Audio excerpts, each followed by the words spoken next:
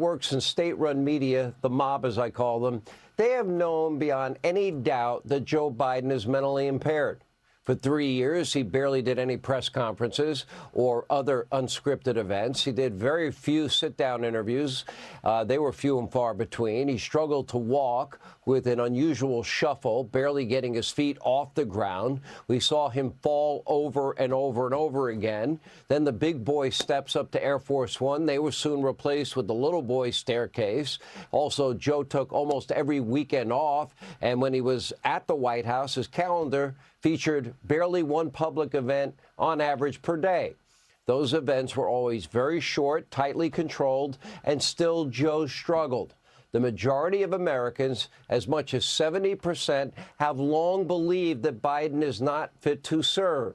It has been obvious Joe was never up to the job, but the media mob did their best to cover this up and lie for him for years. They even tried to gaslight any American into thinking very real videos showing Biden's struggles, they were cheap fake videos. Again, those very real videos were unedited.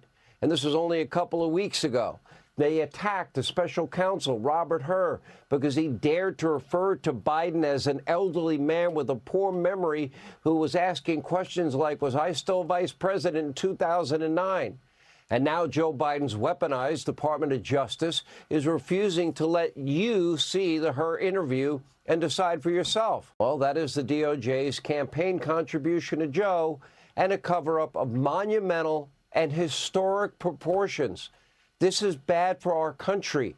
Meanwhile, I was attacked repeatedly, called a conspiracy theorist for pointing out the obvious, the transparent truth about Joe Biden's cognitive state. They have been lying. And right. The conservative media has consistently said that Joe Biden is senile for about 4 years.